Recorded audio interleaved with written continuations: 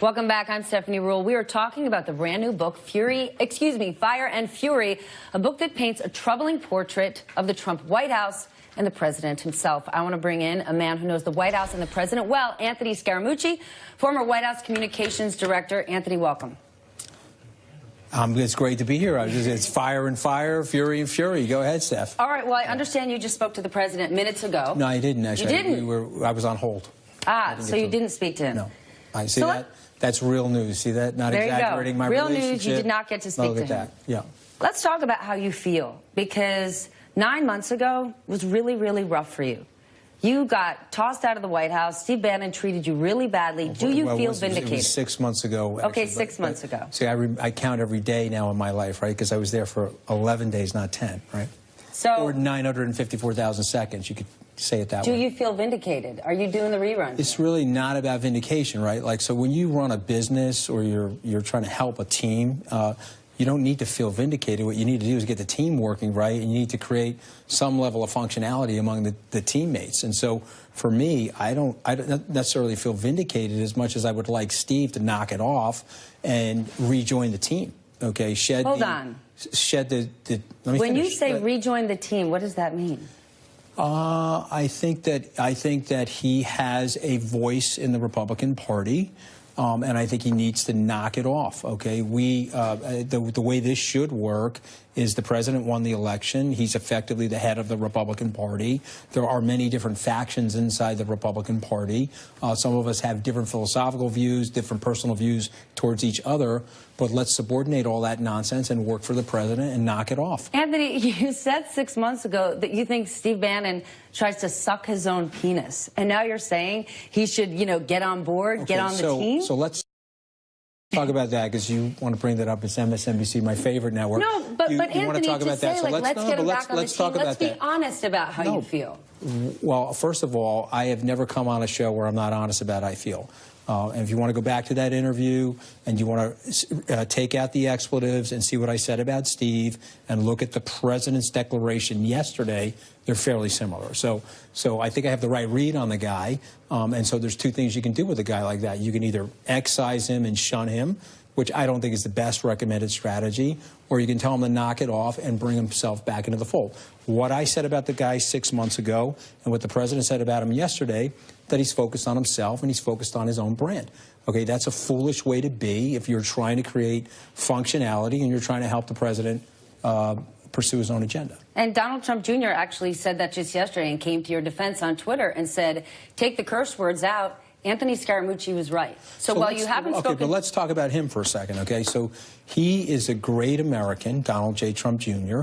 If Steve said, because there's a lot of stuff in that book that I don't believe is true, and we can go over that, but if Steve said that that was treasonous, he should issue a retraction immediately, and he should issue an apology to Donald J. Trump Jr., because he is an American patriot. He did absolutely nothing treasonous.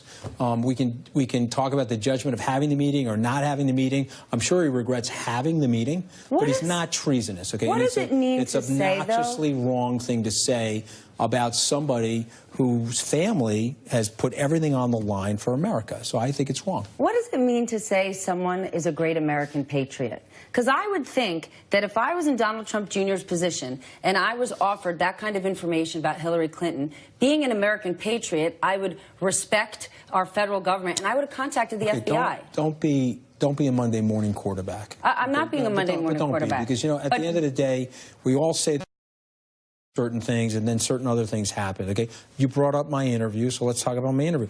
I shouldn't have talked to somebody whose family knew my family for 50 years in a regular, colloquial way. I should not have done that. That's my mistake. Got fired for it. I own it. If he had a meeting that he shouldn't have had, it's called a mistake. It's not called treason. Okay, so let's just talk about it for what it really is, and let's not triple guess people and do the whole Monday morning quarterback thing. Because I'm going to tell you something.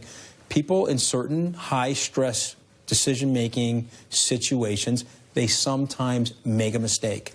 Guess what else? Sometimes they lie. I've lied. I've lied lots of times in my life. But after the fact... When have you lied? But after the fact, trust me, it's good my husband's not here. When have you lied, Steph? But Anthony, months later, when they're on Air Force One coming home from the G20 meeting, and they craft a story saying the meeting was about adopting Russian babies, That's lying on top of lying. Okay, so let's talk about the book then, right? Because no, just answer the question. No, but I don't know, because I don't know the facts of the situation. I wasn't on Air Force One, and I don't know the facts of the situation. But what I would say to everybody in the media about that book, why are we taking it at face value? Why aren't you picking up the phone? People are referencing the book. I'm referencing the book. Why don't you pick up the phone and say, hey, did you say this? Did you not say this? And give those people an opportunity to speak for themselves. So what's happening is that book is being lifted.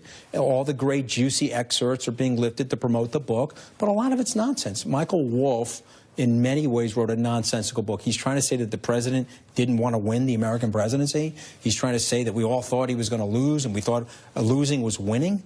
Stephanie, that is a bunch of total and complete nonsense. Okay. I was on the campaign. How about the night that the president flew from Pennsylvania to Michigan and got to Michigan at 12:50 in the morning, 24 hours before the election was over? He was putting everything on the field, okay, to win the presidency. So when this guy, okay, who's a particularly unattractive human being intellectually. You're talking about his looks? No, intellectually. So you cut in. He's an unattractive human being intellectually. Should knock it off himself. Okay, I think it's a very dishonest portrayal of everything. So you if see, Michael... I got you there. See, because you stepped in there with the looks. I didn't talk about his looks. I said he's unattractive intellectually. Okay, so if he's unattractive intellectually... Very, very much so. And let's go for a twofer, because you said call people in there. So, you know, I've called people inside the White House who have said there are things in there that aren't true, but the spirit is true. So that's number one.